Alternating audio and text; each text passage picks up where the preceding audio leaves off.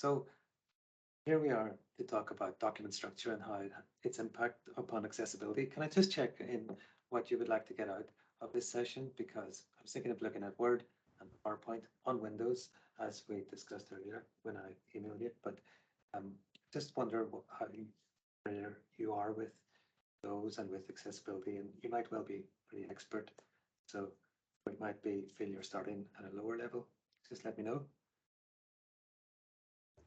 Yeah, I had we have a website review group meeting for the healthcare library, and they were talking about accessibility issues. So basically, I was kind of going, I actually don't know what.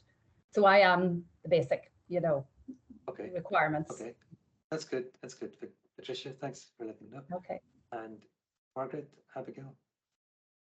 Yeah, it's Margaret here. Yeah, I did do a bit a long number of years ago, but definitely need a refresher course in what's accessible and what sort of devices, even, if you can, how to make it accessible for different devices, if that's a possibility.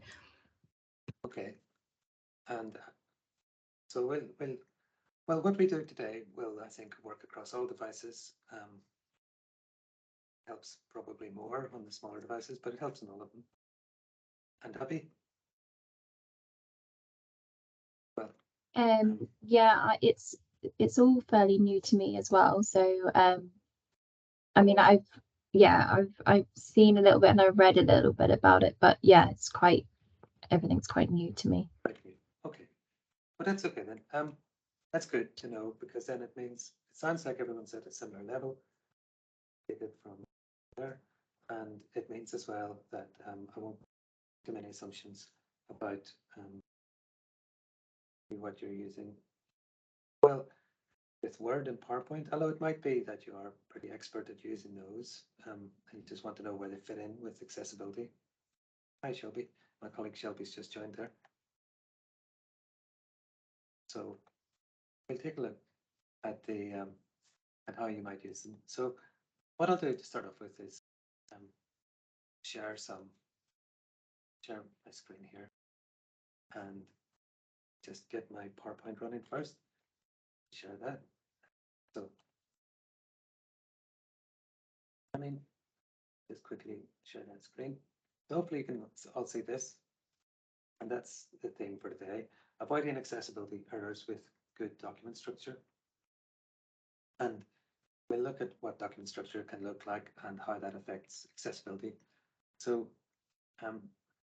just we'll have a quick glance at something that we come back to at the end, which is that where this really comes in is with someone who's, for example, like this man here, using a screen reader. And we'll look at the effect at the end, but the real point here is that he's relying on the headings to get the overview, because the computer can read out the headings, whereas if you're looking at a document, you might be scanning it and you might say, well, this is what the contents are, because you're looking at the big text and that looks like a heading. But unless it's explicitly made into a heading, it won't work for someone like this man. And we'll see how that impacts him. But the other thing to point out is that if you're working with academics, or if you're using the Canvas learning management system, or VLE, then it has this kind of scoring as well. This is a good score, but mostly the scores are lower than this, I think it's fair to say. And this is just an example of the scores that people get for the content they put up. And you might hear other people talking about this, because they're meant to get a score of 66%, but it can be quite affected by the documents they put up. So we'll have a look at how that works. And I just ask, do you use Canvas yourselves? Because you just type in the chat there, and that'll let me know if you use Canvas. But whether you do or not, I think it has a useful tool for analyzing this. So it gives a kind of report, and it talks about the order of severity of issues. And this is a screenshot from it of the severe issues, which have this exclamation mark. Sorry, the major issues. And here's a list of them here. So I just wonder if you could count how many of these have an origin in the document structure. So some of them aren't about the document structure, but others are. So I just wonder how many of you think out of this list are about the document structure? That's the question there, so I'll just give you a second. Once you have a number in your head, move on to see what I think anyway out of this list.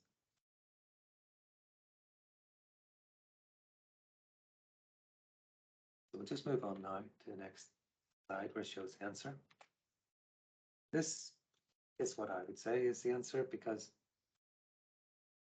you can see it talks about the headings, or it talks about the structure, the HTML, which is the page in Canvas, or it talks about tables having headings and this kind of thing. The last bit there is about document being tagged, which again is somewhat related to structure, though it's more of an automatic process. But effectively,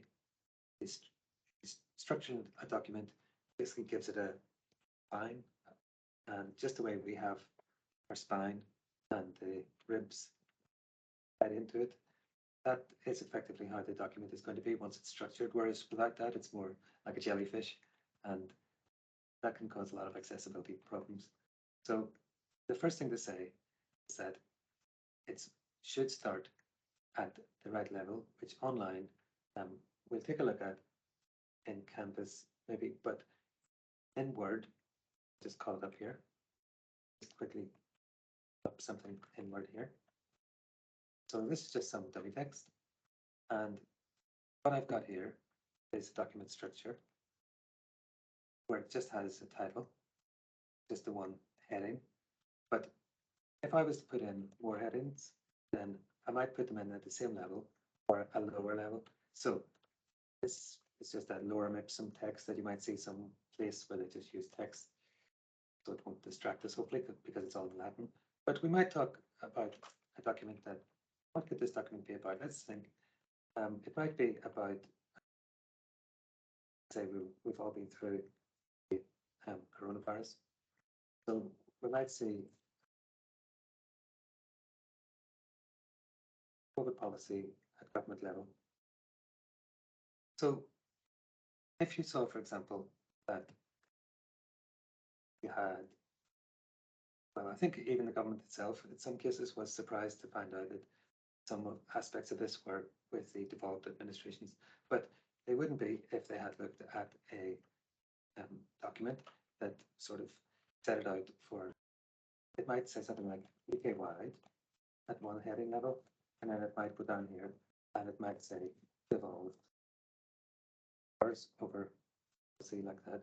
And that we would use, if we've used heading 1 here, because that's the top level heading, and this one is something that we're saying is equal to it, we're going to put those two things equal. So we're using heading 1 there, and then, as you can imagine, we'd through, say, Northern Ireland,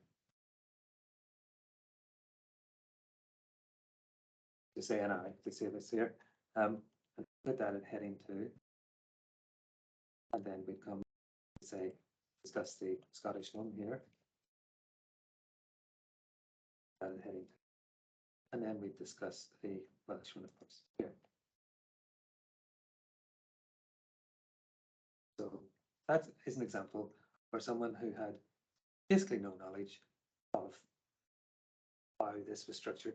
By just coming along and seeing the headings and the titles, they would understand that there was these two categories, and that within this one of all bars, you have these 3 territories.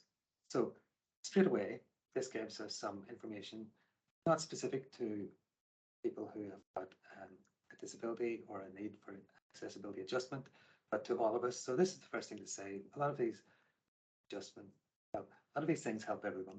So this structure helps us all. So if I was to have this in a long document, you might say, well, we wouldn't see these headings very easily. But once we have the headings in, go up here, put in a table of contents. And that would be what we do with a long document, and picks up these headings. So straight away gives us something, and we can click on that to go to the relevant part. So again, that's useful to everyone. So we haven't even got into the accessibility part yet, but if you were a person using a screen reader, then rather than come to a document where you basically got to let the screen reader read it all out and try and form a map in your head, here the screen reader will naturally read this first, and now it'll tell you something about how the document is structured. So what we are seeing here with our eyes, if you like, is what our user who's using the screen reader would get from their screen reader, because we provided this structure. And that's not just because I put in the table of contents. It would have been the case beforehand, just from having the headings in, but of course table of contents is quite useful on its own. And we can see here some other views. Now, because you mightn't use this view very much, but we'll have a look at it in a minute. Let me just quickly check in with you. Does this make sense so far? Is there any question you'd like to ask about this?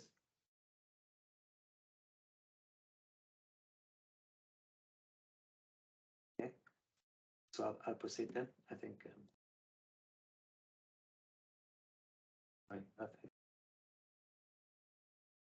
Just quickly looking at this, to say that in this view, have like outline view. You mightn't use this very often, but when it is useful, it's very useful, because what we've got here is, it says show level. So if I just go to level 1, it shows the things at the top level, which is called level 1. Right, heading 1. Those are the things with heading 1. And if I was to go show level 2, it'll show those, and so on. I don't have anything below level 2 at the moment, as you know, but as you can see, that allows us to see the document overall. And these are in alphabetical order here, but if we wanted a different ordering, if, for example, it was for a presentation to someone who was much more interested in wheels, then it'd be very easy to just drag that up there. And when we close that, there's wheels at the top above NI in Scotland. And if we, in fact, were to go back to outline view, we can also easily drag, for example, the whole section here. If we really want to focus in on that Welsh view, we can put that at the start, and we can close outline view, or we can examine it in outline view, but I'll just close it because this is the one we're familiar with. See here that what we have is right up near the start there. So it's very easy for us to reorder a document in this way. So it's also very useful. I find it sort of invaluable now. The other good thing is when we go and make something else from it, if we go to File and save as PDF, and the PDF is going to have these as well. So it carries on into other documents that we create from this, export it into other formats. There's another way to make a PDF there, but depending what you have plugged in, you might have other options there. Like here, you could make it into a web page and it'll pick up these headings. Web page that's created from it. So we won't go into this now because you probably aren't using that right now, but if you were, you can see here, it shows it on a mobile format, and the web page is very mobile format. So like I said, it'll have these headings in it. So that's where we are with Word, for example, and that's a nice way. It gives us something of that straight away.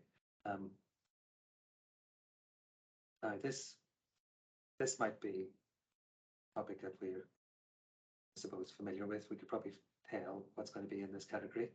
But if we were to talk about something else, like the Education and Library Boards of Northern Ireland, I wouldn't know off the top of my head whether Belfast sits within a county board or whether,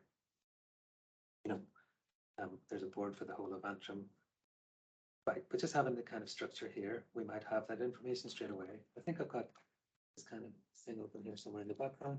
So if I was to have a document like this, just here's one. I mean, I haven't filled in any into this yet, but if this was about the Education and Library Boards, this would straight away be telling me that Antrim was a board and Ballymena was a subset of that, but that Belfast didn't sit within the Antrim board, it was its own entity. So we can see a lot of information from this kind of structure. Now, if I compare these two documents, you can see straight away that I've got a different effect on these headings. This is my heading 1 here. This one, heading 1, that red one, quite different. But it's pretty easy to adapt them to what you want.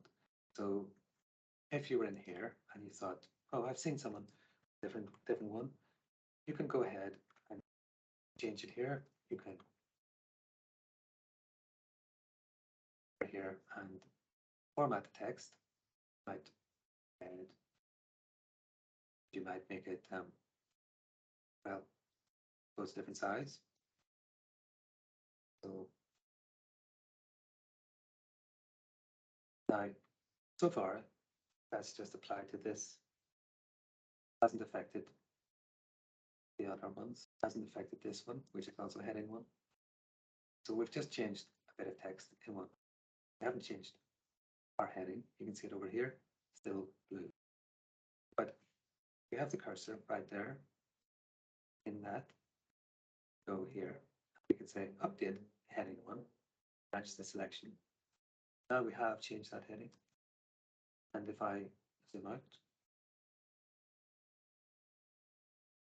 see that the second instance of that heading is also red now. So we've updated our heading 1. A different way to do it is we can also do it in this. We can here and modify, just fill around here or change it. So I'll make this quite stark. You probably wouldn't use it, but just so we can see, pick that purple. It's pretty big as well, just like 18. And you can pick other changes here, change the font type. And if you want, in this view, you get the chance to say that you want it to happen for other documents as well. If you want that to happen, turn that on. If you just do it, find out how it looks, maybe just leave it for just this document. You can see that's there. Let's see if we zoom in again. And like I say, if you're happy with that, you can in there and you can make it happen to documents future as well.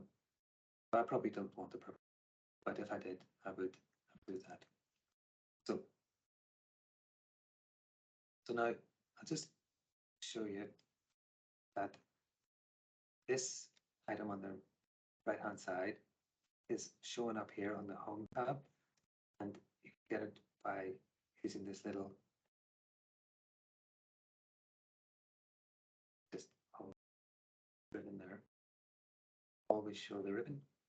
So if it's not open, click on this. Of course, if it is open, that'll close it.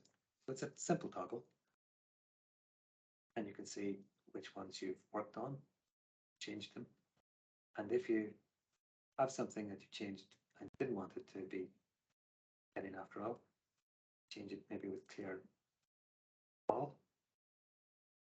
So that's basically a whistle-stop tour of how to put in your heading and the benefits that they have for you and for the people who are going to be consuming this document, both those who have accessibility needs and those who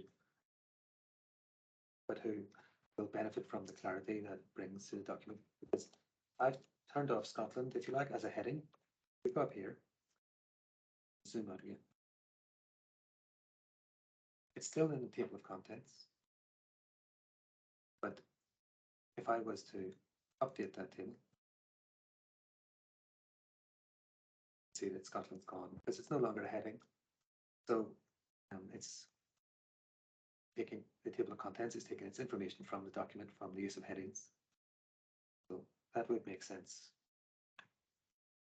to have those two matched up, of course. So let me just check. Just stop sharing for a second to see there's any questions. Anything there that I should, any questions or anything I've gone through a bit too quickly there? Anything you're wondering? There's something in the chat, I think. Good so far, thanks, Margaret. Okay, so we'll go back now to, again, add.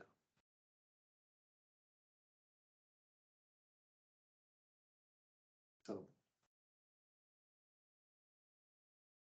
what we're going to say here is that one of the errors that we saw you could have was about things not having a heading. And what we looked at was the solution in Word, and we've seen how to put in headings. Sorry, this I've made a mistake here. It shouldn't say heading it should say heading. So they should be in order. But we haven't looked at the one for PowerPoint. So let's have a quick look at a PowerPoint, and it's done rather differently. I think I can have a look. This is the PowerPoint we're looking at here, actually using. And what I'm just going to show you is in this one, which we looked at already, you can see that this is the heading. But if I look up here, see it has a layout, and the layout says to content, but it has a little box up there for the heading. But if I was to have a different layout, like this one, well, sort of messed up a bit if I did that. But what I'm saying is that in PowerPoint, you have the same idea, but you pick the layout up here. Pick the layout up here. That allows you to pick layouts that have headings. So in PowerPoint, go up to the layout and you pick things that have headings. And you can see that says title only, other things in. This one maybe has a picture and a title off the screen, so you can have a full picture.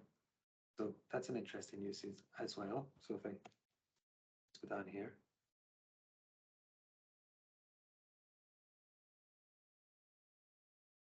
but here's an example here.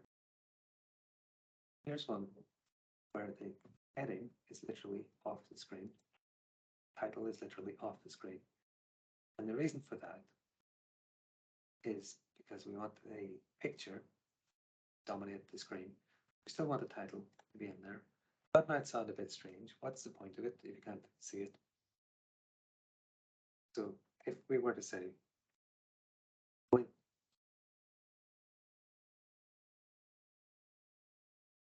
probably shouldn't use the one I'm working on at the moment.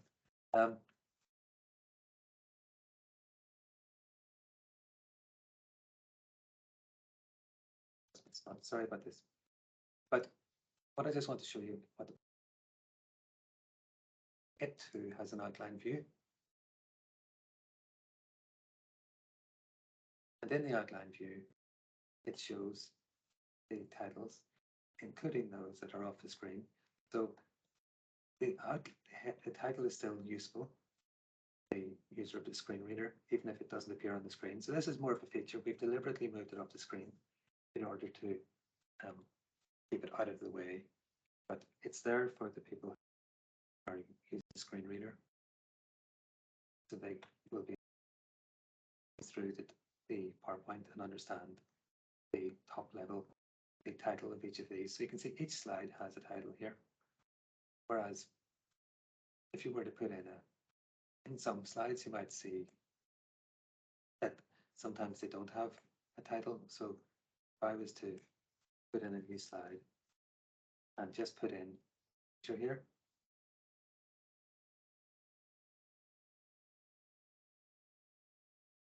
screen picture. Well, the point is, this one actually does have a title as well.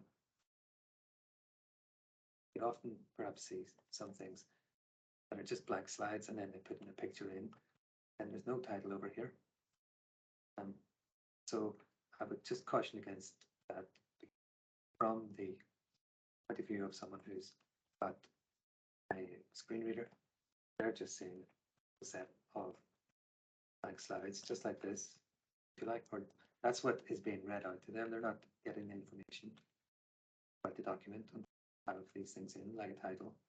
Just the same way as this bit on the left-hand side doesn't tell us much.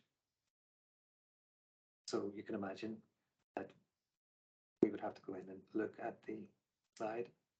But a person with a screen reader doesn't have that facility. So just checking again there.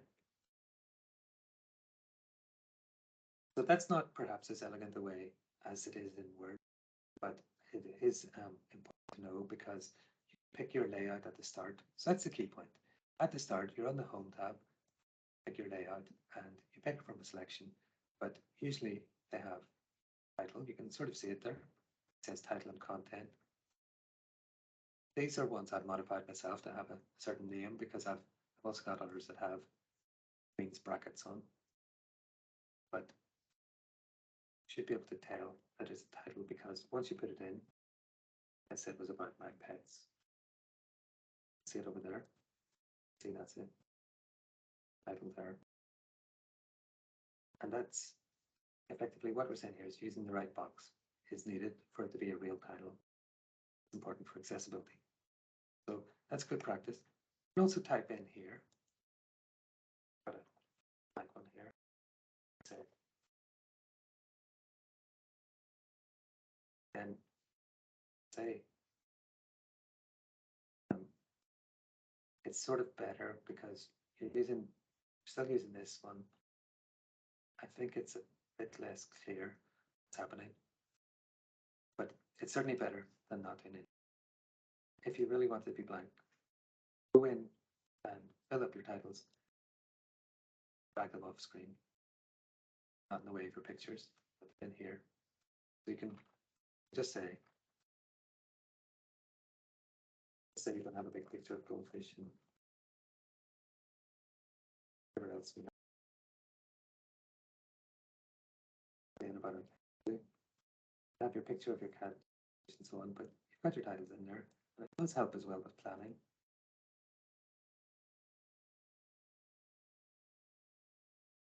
None of this will be in the way. Sure, here. So on.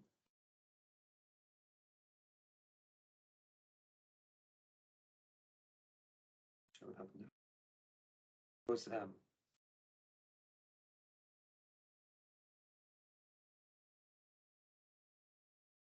pick up an online there. Terrible.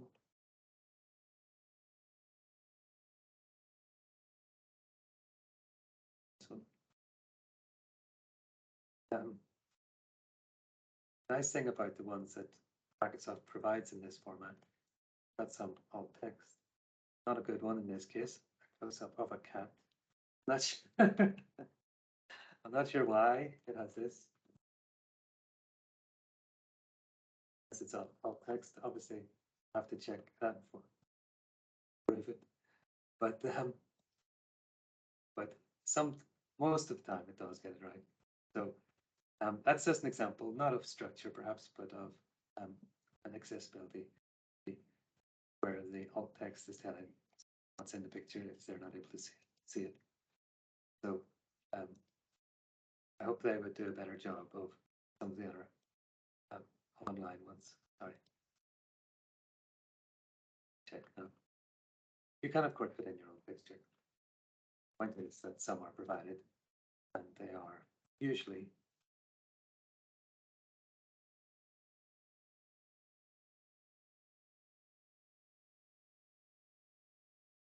goldfish in an aquarium. Not bad. And it says the description's automatically generated with low confidence, but it was right this time. I would just delete that, of course. There we've got the shape. So if just to show here, just working through, and the title's not getting in the way here at all. Cute. So that's basically what we're saying about the part. And we've had a part.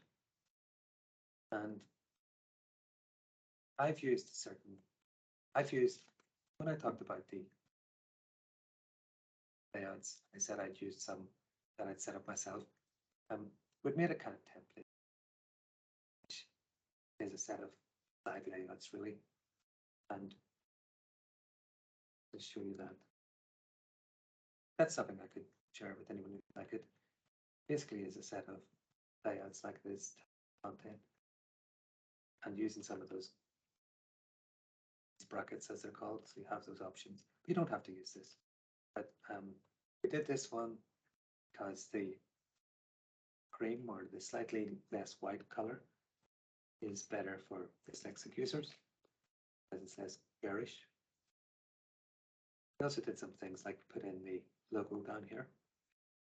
So a few more slides where we're trying to facilitate people's design preferences. Try to pick colors that work with the brand, and the cream one isn't quite brand, but it's been approved by marketing, and it's taken from the British Dyslexic Association. But it could be other colors that are off white, light pastel colors. You'd have a template. You could have this one, or you could set your own one up, which I'd be happy to help anyone with. And I suppose the point here is that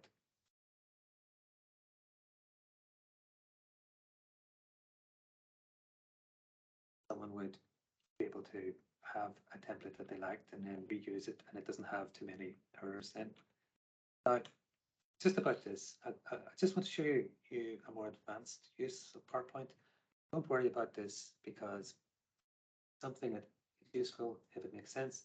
If it doesn't make sense, worry about it. Most people don't use it, but it's just to show.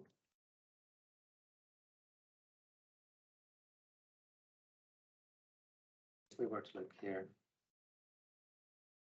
slide master. Oh, sorry, I'm in the, need to be in the desktop version, of course. It's got view slide master.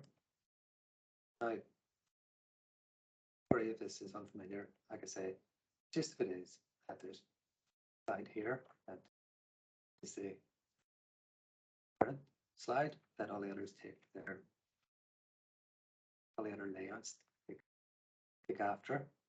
These are the children layouts. These are all part of the slide master as well, just at a lower level than this one.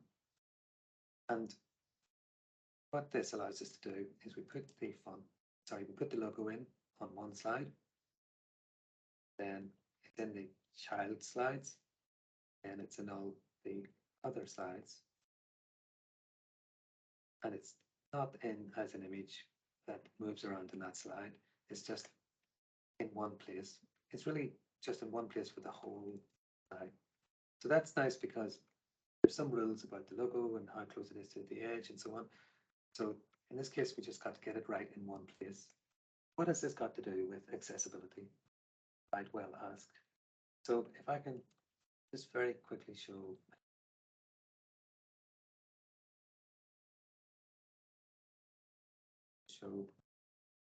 this area. Very quickly. This is the kind of thing finds when you put something online, is that you can have this report that I referred to earlier, and it puts in these files here, but like this. So it might say that images with a description, and it gives it a low score. So you might think, oh, when I go into this, it'll have lots of images without a description. And it sort of does. The same image on every slide, it's just the logo. So in our PowerPoint, we put a description in that one place where we have it, and we don't have the image on every slide. If you like, it's, you know, we fix it in one place and then it's everywhere else. So that turns what would be a low score into a good score. That's just an example, but don't worry too much if it seems like a lot.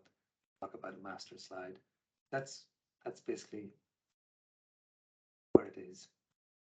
It's in View, Slide Master, and if you find something in your slides that you can't click on, probably in the Slide Master at the top level, perhaps. So I just thought I'd explain that because it helps you understand the setup of things, and it's also the case with some things. For example, this little thing down here is the page number. And again, that can be the source of the errors, but you fix it in one place and it's the same across all of them. So, see if there's any questions so far?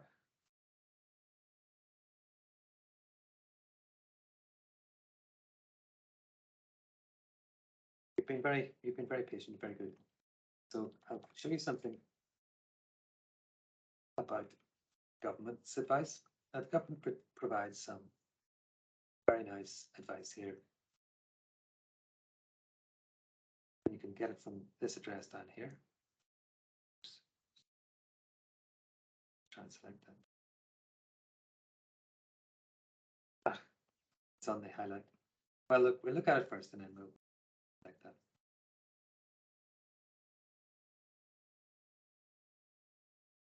So it gives examples for users on the autistic spectrum, screen reader users, users with low vision but can't see some things, users with dyslexia and with physical or motor disabilities, deaf or hard of hearing, and those with anxiety.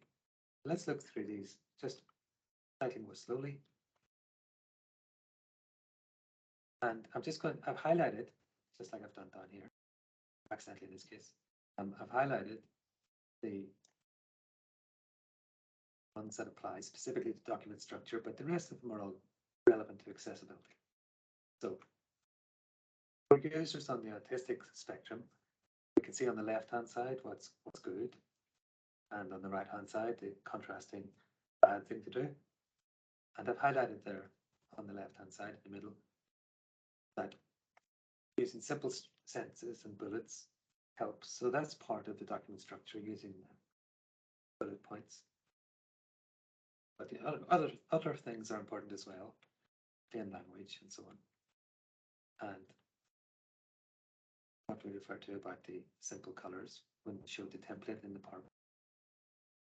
And if we come then, here we see mentions how you structure the content. It gives an example here of HTML5, but that's the web page version of what we wrote when we talked about Word and PowerPoint.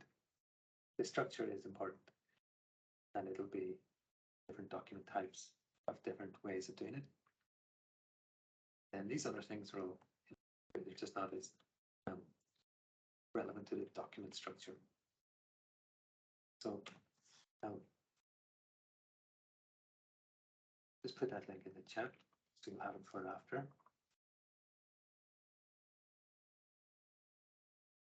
Then here we have the advice for users with low vision. And you can see I highlighted a bit about following a linear and logical layout.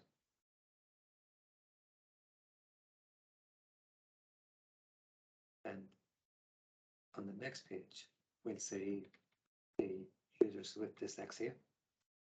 So keeping the content short, clear, and simple would be the perhaps elements with the structure by breaking it up into the headings appropriately. That would make it chunked and make it simpler to digest. And the same for nerd. And for those with physical and motor disabilities, it says provide shortcuts. As we saw with if you have got those contents or other structural elements, just click on it and jump ahead to the part that you're trying to pick. So that itself is a shortcut. And here, for those who are deaf or hard of, again, break up content with subheadings, and you would use a linear or logical layout. Here I've used pretty poor contrast, I must confess. So that's probably, with this highlight, it's probably an example of something that's a bad practice with this particular color highlight got on here. Take that off. Well, you take the point out. Not sure how to get that off, but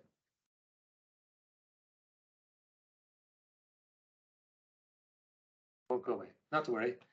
It's just for this. And designing for users with anxiety, making information clear is the document structure, but again, the other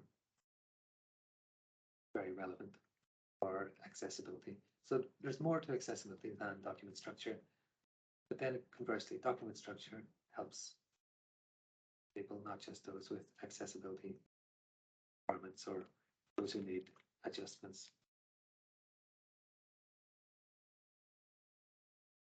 So let's just move on to another. Oh, Fiona, thanks for joining us. So I'll just go over to you and see if there's anything in here that was questions from our audience. And hopefully it's all working for you.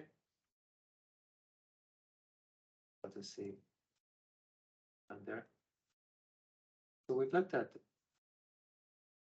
Word, and we've looked at how the structure relates to accessibility and how it helps everyone. Let's just look at something else, which isn't exactly perhaps accessibility related, but it is about document structure. So bear with me as I show you that. So if I was to look at the same slides that we're working through here, but in this view, slide sorter, that allows us to see them. But by default, it's all in one big heap. But I've put it into sections, and I can open and close these sections, and that allows me to have some structure in my head, and it also allows me to adjust them, rather like we did in Word with the outline view, where we were able to drag things around. In this case, I've got the example of working through an ally report. I could rename that section because that's really working through major errors in an ally. And of course, the major errors are before the minor errors. But if for some reason to adjust this, it's easy to just pull that. So that's above the other one. And when we expanded, all the slides have moved with it. So that's one of the benefits of having this kind of structure. You might say, well, how does that structure get in there? So here's a few slides we inserted about pets. And of course, it doesn't have a separate section for that. So I just right click on my pets. I get this menu and it says add section. Here I'm just going to put in, rename that. And the things that aren't pets. Select this and this. I just drag them out of that section back into the section they belong in. And here we have one about pets. Some of it's still blank, but we know basically what we have there. So I don't know where the pets should belong. Maybe they go at the start. And if they do, then, when we come to show our PowerPoint, it's going to start off with our pets. But maybe they don't belong at the start. Maybe the pets belong at the bottom. Or we could say we're not going to show the pets, just put them after the end. So I just stop down here. I'd have one that says the end, and it's just pets are hidden away. And that's, I think, a very nice use of being able to structure things in this way, because it allows you to use your PowerPoint in a more flexible way than you started off with. And if you really want to, of course, you can select everything in this. Right click, see if I can do a group hide them so you don't accidentally persist and go into heads. But the point is, anyway, you can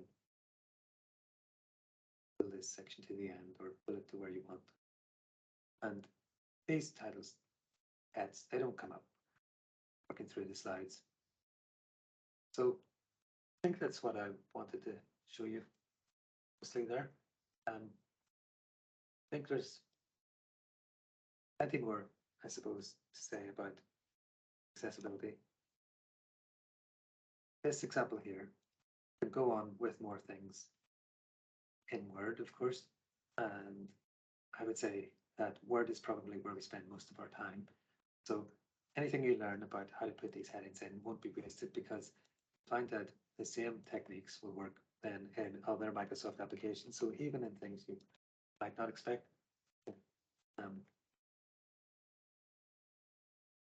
Same things into put the same things into Outlook. You can see that's a heading 1 there, and change that to heading 2, and so on. So heading 3.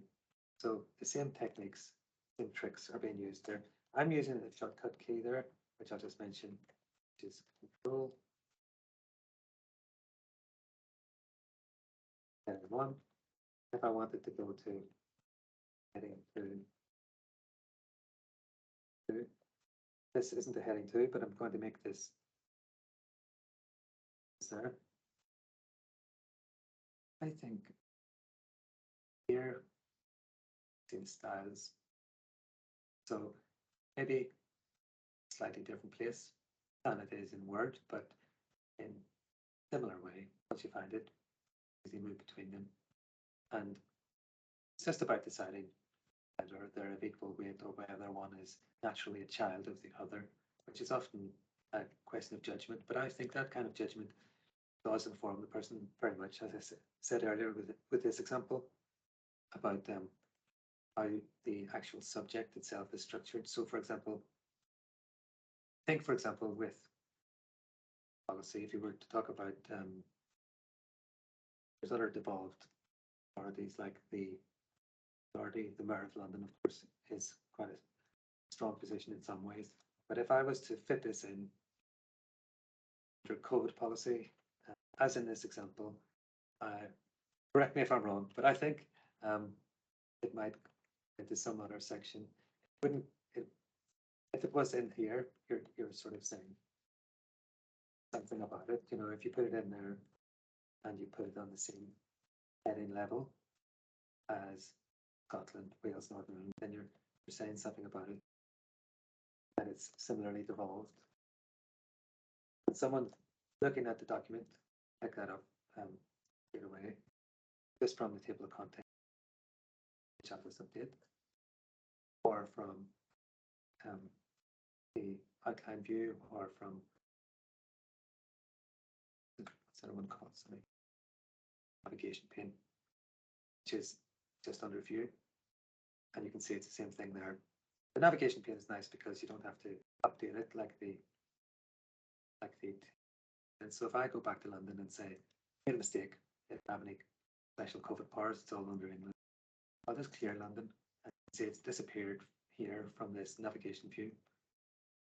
It'll still be in our table of contents until we update it. Just a bit of a difference there. So I would say the navigation view is a lovely feature. If you don't use it, it's very nice.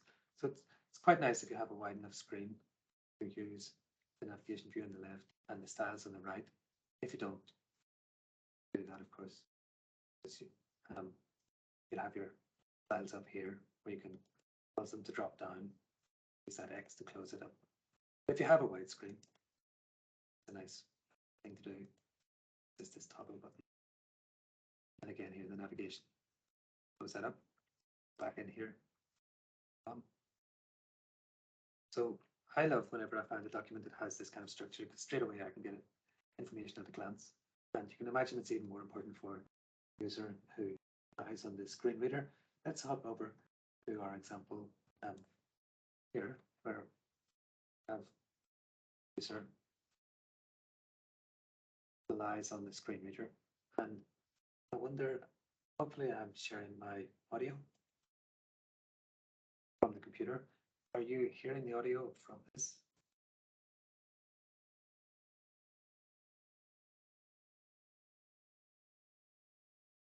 No, not hearing the audio, Tom. No, sorry. Just do the sharing. Yeah. There. Thanks, Shelby. Saved me there from a very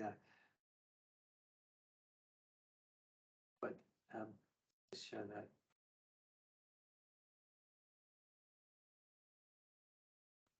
Okay.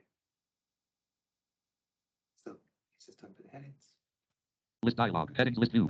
Headings one and move to that section quickly. Leaving menus. Heading list dialog. Headings list view. Headings is also a means to get information about the structure of the content. It gives me a good understanding, good overview about the major or minor component of the content. So I see that here. Welcome to Featured Story Slideshow 2. Accessible University 1. It's Accessible University itself is a heading 1, and under that we have Featured Story Features Story, which is a heading 2. It automatically conveys the information that this section is a subsection of the heading above. See that also the overall get an outline of the page and the major sections of that. That is the difference between accessible and inaccessible. That screen reader can only access the text that's presented on the screen. And so if someone just scans in a document and puts an image up on their website, that screen reader is not going to be able to read that content. And so the web developer in that case needs to know to create all their materials so that they're accessible to a screen reader. In other words, so that they can access the text for that screen reader to read it aloud to a person who's blind. Enter. Message from hi all. It's essential that people with disabilities have access to assistive technology, but that's not the end of the story. In order for them to be effective users of technology, the technology that other people develop, like websites and software and PDF files and so forth, must be designed in such a way that they can use it with their assistive technology. For more information about IT accessibility, consult. So I'll just share the link to this with you in the chat here. So that's starting at the same point that I started at there, but of course there's much more to that video before that point as well.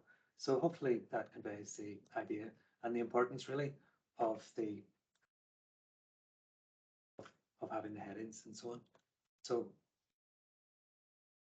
any questions at the minute, because I know if you're still with us, you've been very patient because we're nearly up to the hour, but at some points it's been a bit of a rush, but hopefully it has conveyed how structuring the document is helpful to us and essential to someone who's relying on an accessibility adjustment like this one.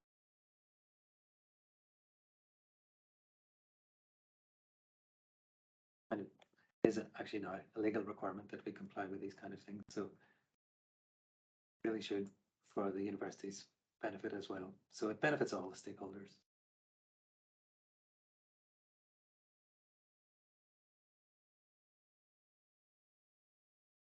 So thanks, Margaret. I'm just going to turn off recording. So if